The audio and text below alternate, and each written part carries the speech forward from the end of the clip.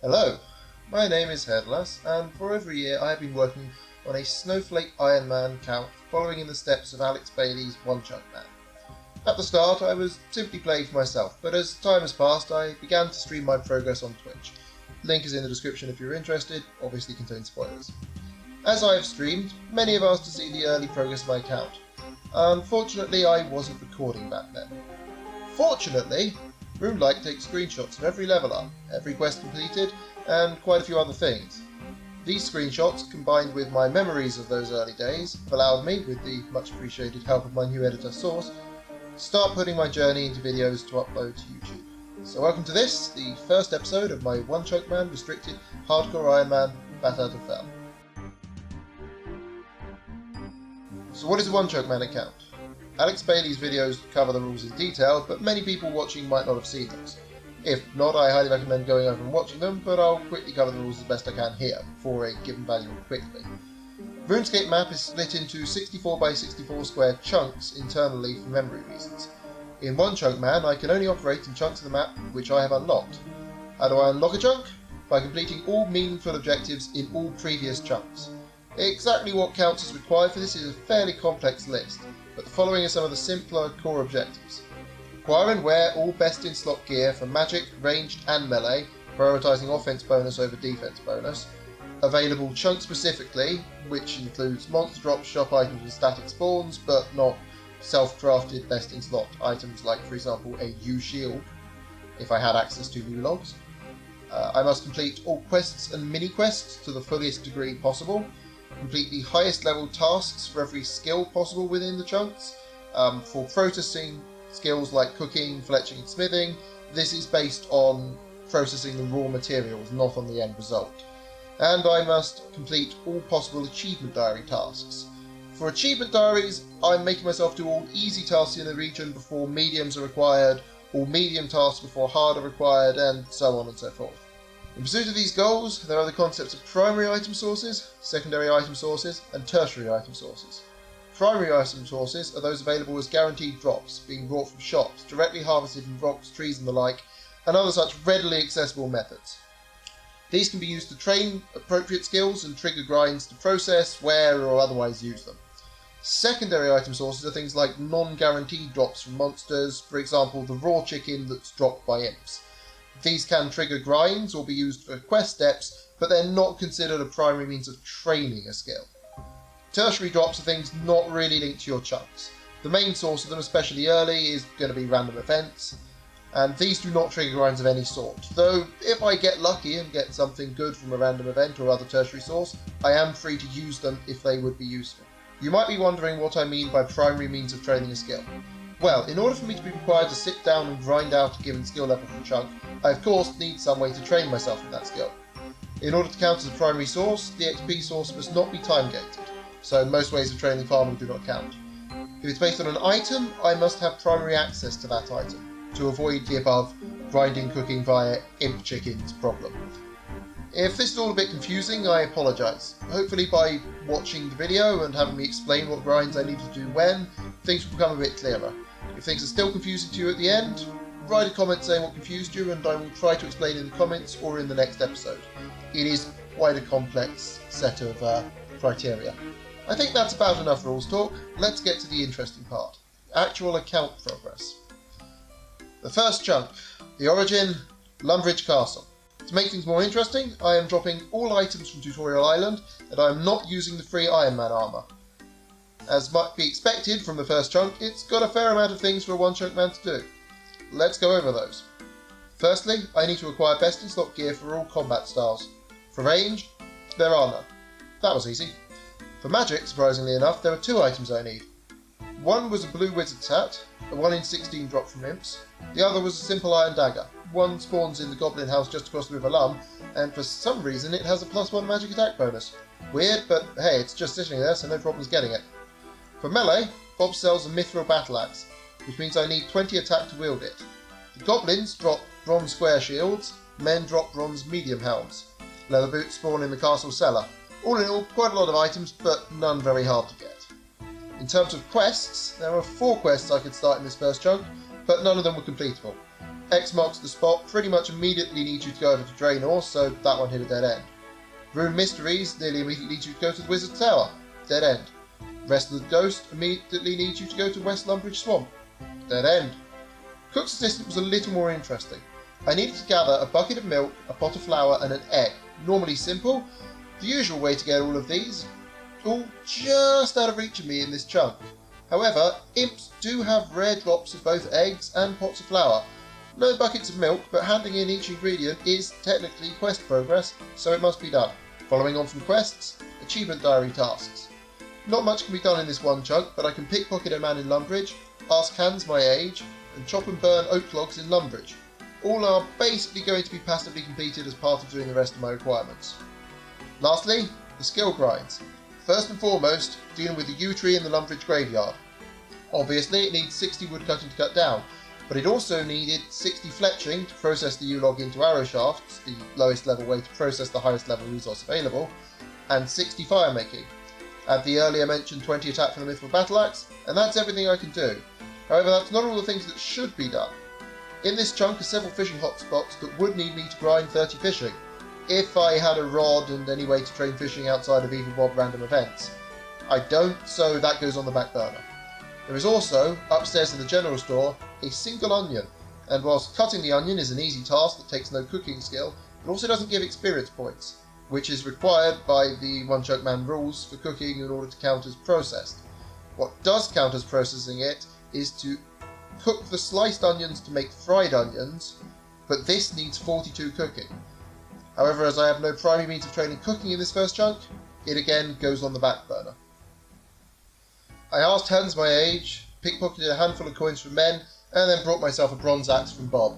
Time to start grinding.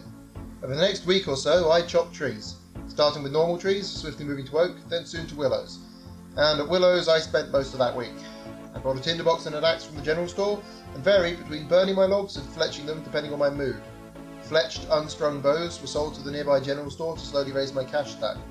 Whenever time healed up my hit points, I would go over to a man and fight him, then go back to woodcutting to let time heal up the damage.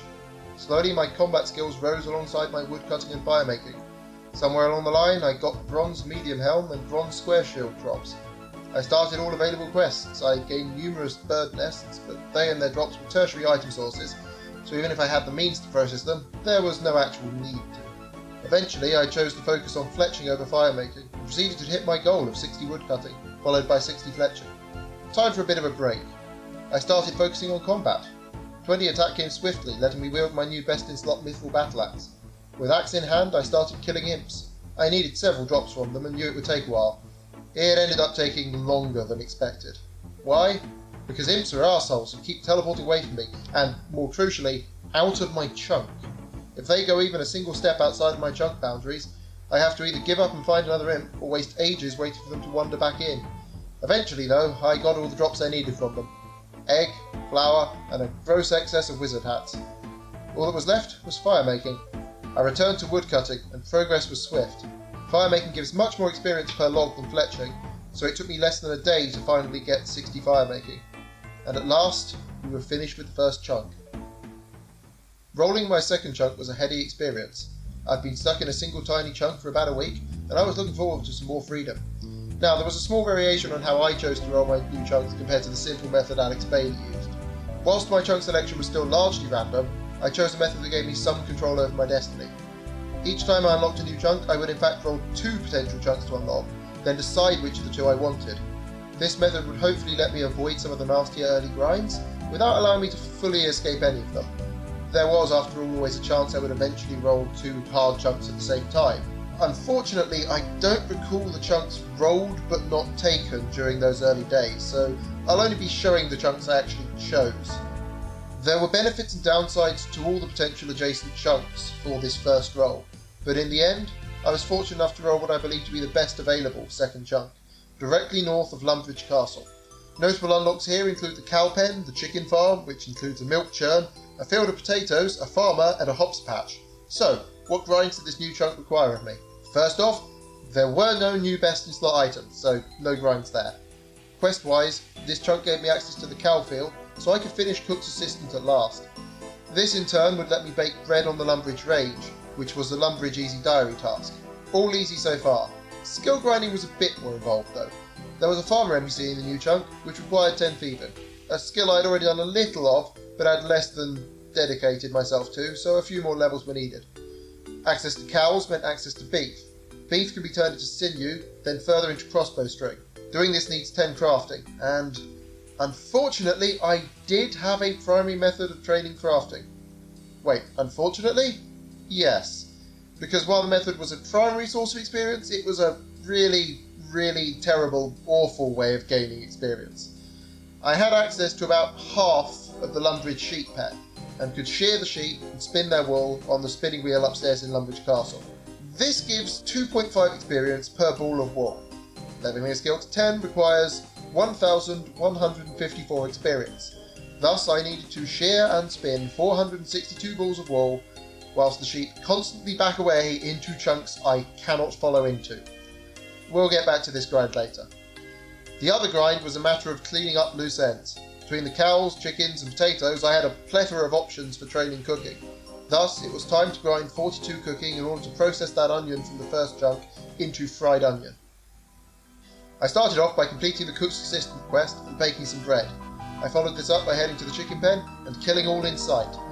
In doing so I both trained combat skills, always useful even if not technically needed at this point, and provided myself with raw materials for the cooking training. At first I simply cooked the chicken. Eventually I realised the value in the potato field next door. With chicken, potatoes and water-filled bowls looted from the Lumbridge kitchen, I instead made stews, a far greater source of XP, albeit one that took some time to make. I used these to heal myself as I trained pickpocketing, fairly swiftly reaching the needed level 10.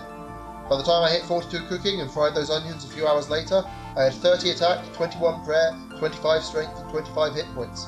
Progress! Mixed into all of this was some premium hops patch raking content, using a rake purchased directly from the farmer at extortionate prices, though I failed to actually gain any farming levels during this time. With the cooking done, I began the crafting grind. In terms of absolute length of the grind, it didn't take that long, probably only 2 or 3 hours. But with how frustrating it was to acquire the wool, it felt like a lot longer. Still, eventually it was done, and some sinew was made into a crossbow string. Chunk complete. My next chunk roll ended up being directly north again, stretching to the southern gate of Varrock. This unlocked the Dark Wizard's Circle, the very southernmost slice of Varrock, and sequestered away in his own little area, a master farmer. Though it didn't hold any grinds as long as the first chunk's wood cutting, or as unpleasant as the second sheep shearing, this chunk still had a fair amount of content to complete. Firstly, best in slot items. Surprisingly, the guards at Varrock Gate didn't actually have anything for me in this category. Neither range nor melee had any upgrades at all, but magic did. The Dark Wizards, famous for killing so many new players, can drop both staffs and black robe tops, both new best in slot gear of my previous Iron Dagger and Nothing, respectively. Quest-wise, though there was no new progress to any of my existing quests, there was actually a new quest to start. Though there is no quest start marker on the map, it is possible to start the Shield of Arrow quest in this chunk by talking to Charlie the Tramp instead of Reldo in Varrock Castle. I couldn't actually progress the quest past this start point as further progress lay outside the chunk, but starting the quest is progressing the quest, so it had to be done. Achievement diary progress was also possible. For the first time we could access an area covered by diaries other than the Lumbridge diary. Whilst it only rarely wandered into this chunk, the stray dog of Varrock could indeed be reached and given a bone. This chunk also contained the fence jump shortcut, another easy Varrock diary task, but one that requires 13 agility. Since I had no way to train agility, that one goes on the back burner. As for skill grinds, this chunk only had the one to worry about.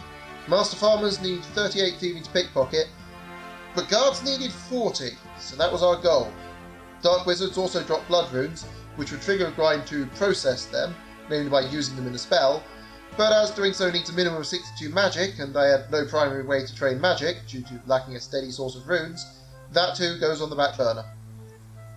Pickpocketing the normal farmer back in Chunk 2, I was able to rapidly make progress towards 40 thieving. Along the way, between more raking and a little experience boost from applying painstakingly brought compost, I was able to achieve the heady heights of 2 farming.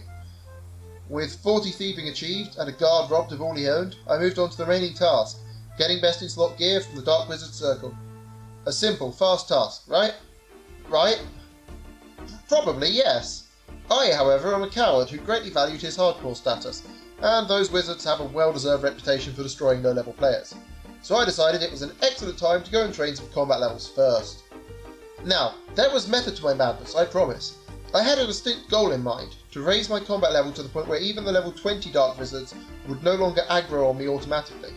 That way I could choose to only fight the significantly easier level 7 Dark Wizards, without risking being forced into a battle where I might rapidly lose health. I chose to train my combat at the Lumbridge Cowpen. I focused on levelling my defense skill, thus far untrained, up to 30, since it would level most rapidly and give me a higher combat level faster. I also made myself a Willow Shield, the best magic defense I could get in the offhand, since I lacked maples and didn't have a fletching level to make a U-Shield. Since I now had 10 crafting, knowing that I would eventually have to do another crafting grind and wanting to do absolutely anything possible to reduce the possibility I might be reduced to spinning wool again, I chose to turn all the beef dropped into sinew and then crossbow strings, giving me a fair amount of crafting experience. I also banked the hides for later. Since enemies stop aggroing, in most cases, when you're over twice their level, I proceeded to grind to 40 combat. Exactly double their level. Which it turned out was not enough to stop them from aggroing. Thankfully, it was enough to let me fairly casually fight them and win anyway, so it all worked out well in the end. A short period of wizard whacking later, my new best in slots were acquired and worn. Another chunk down. Ever onwards, the next chunk roll was to the west of the last one, containing the Champions Guild, a bush patch, a mugger, a mine containing clay, tin, iron and silver, and an agility shortcut across the River Lum. A fairly simple chunk, this one contained no new best in slot items, or at least none I could access. The Champions Guild sells various rune and green dragonhide gear, but is of course off limits until you have 32 quest points, a very distant dream for now. Similarly, there were no new quest or achievement diary steps available in this chunk, at least until I unlocked the Champions Guild itself. There was, however, a skill grind needed. Mining silver requires 20 mining, and with access to tin I could easily level it. Sadly, with no copper I still had no access to a primary training method for smithing, so I did not need to smelt any of the ores. Grinding out 20 mining, starting with tin and clay and moving up to iron upon hitting 15, took barely any time at all, and so I was able to swiftly roll another chunk. Things may have been slow to start with, but I was really picking up the pace at this stage, rolling multiple chunks each day. My next chunk roll was east of Lumbridge Castle, a northern chunk of Alcarid. For the first time we stopped snaking away in a single direction and went in a different direction. This new chunk brought with it the Alcarid Gemstall, a Silk Trader, a Cactus Patch, the Fire Rune Altar, the entrance to the Jewel Arena, a Gnome Glider and Ali the Salesman. There are no new best in slot items in this chunk.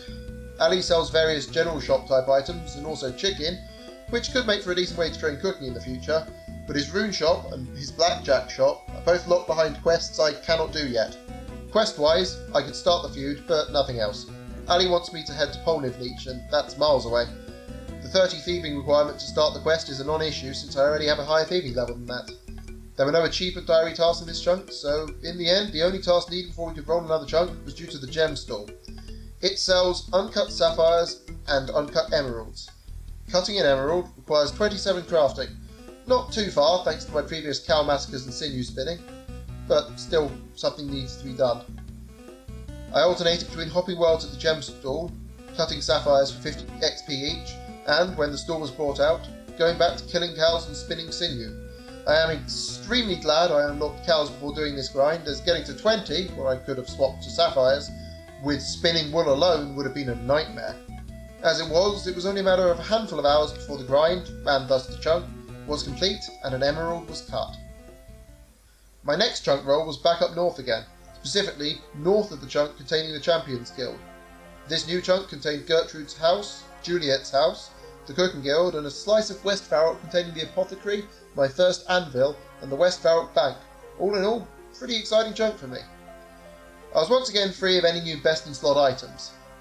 Quest-wise, I could start Romeo and Juliet and Gertrude's cat, but both immediately required me to go to Central Farrock to progress past Step 1.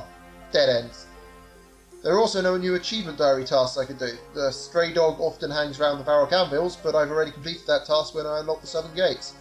In terms of skill grinding, the anvil would let me smith any bars I might make, but as I still lacked any copper or other ways to actually acquire bronze bars, I still couldn't actually train smithing.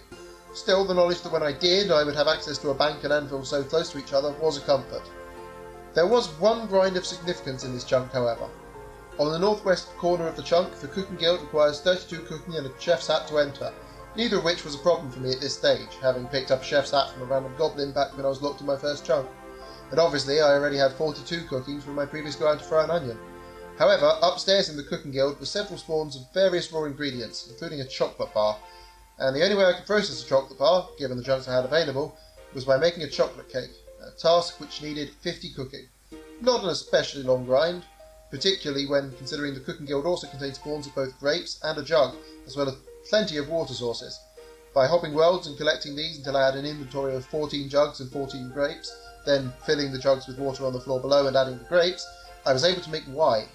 Though my cooking level was low enough that I failed a sizable portion of the wines I tried to make, each successful one gave 200 experience, which swiftly let me gain the needed levels and shortly thereafter make myself a chocolate cake. Delicious, if time-consuming, success. My 7th chunk unlocked led me back a bit closer to my starting point in Lumbridge. The Western Lumbridge farms didn't have a huge amount of content for me at this point, so we'll just cover it quickly. The only thing the chunk needed me to do was to start and complete the sheep shearer quest.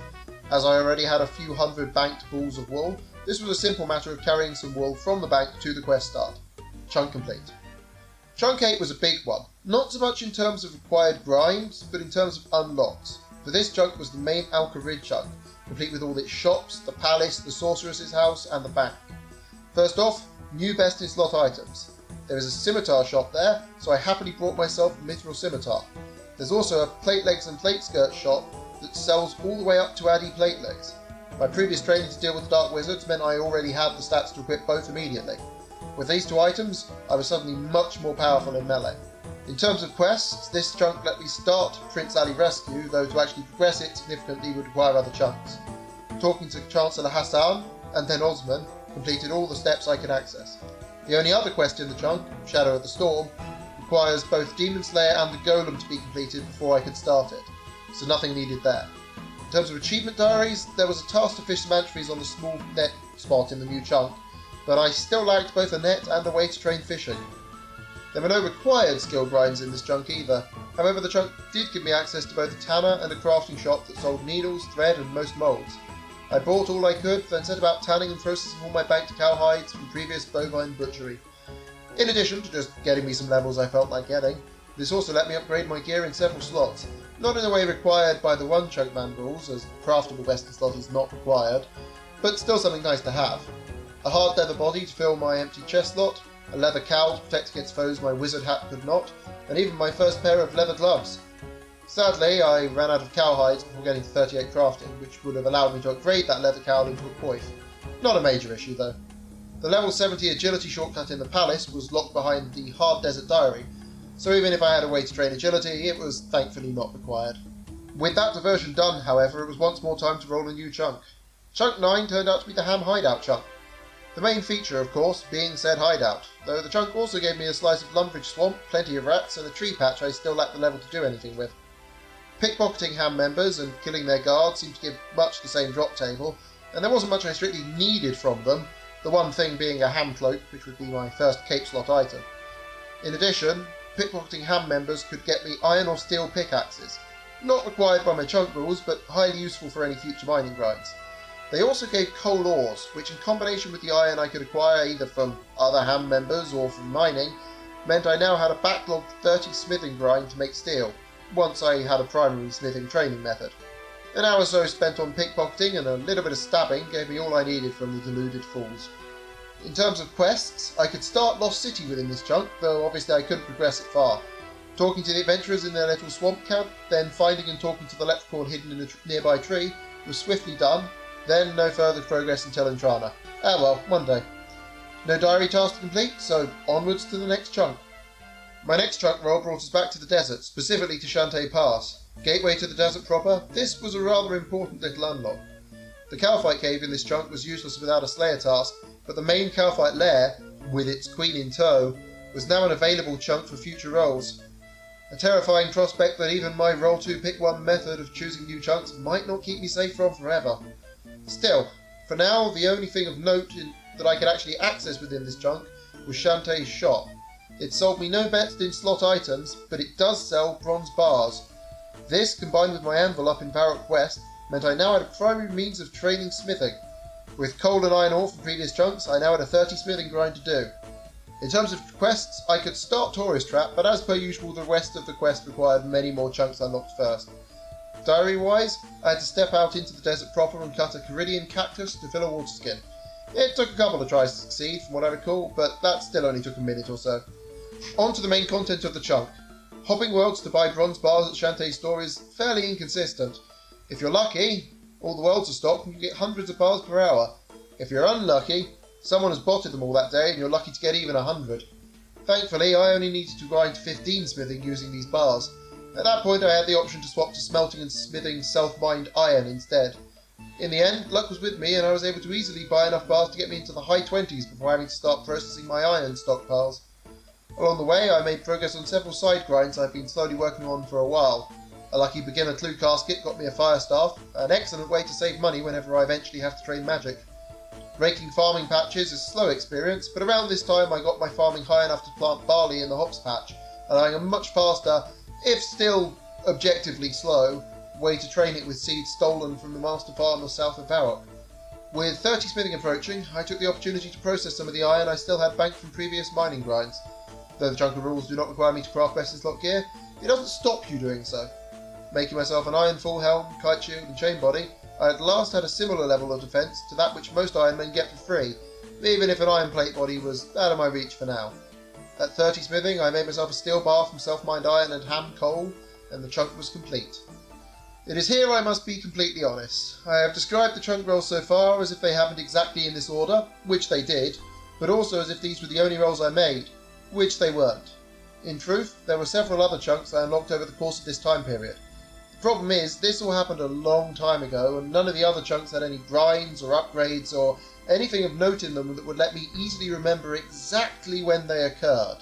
Still, some of them are potentially important in future grinds, so I will cover them quickly now, as well as my best guesses on when they were rolled. Somewhere along the line, I believe before unlocking Shantae Pass, I rolled a large number of chunks nearby. Jewel Arena, the two former Clan Wars chunks, and more importantly the chunk just east of the Jewel Arena.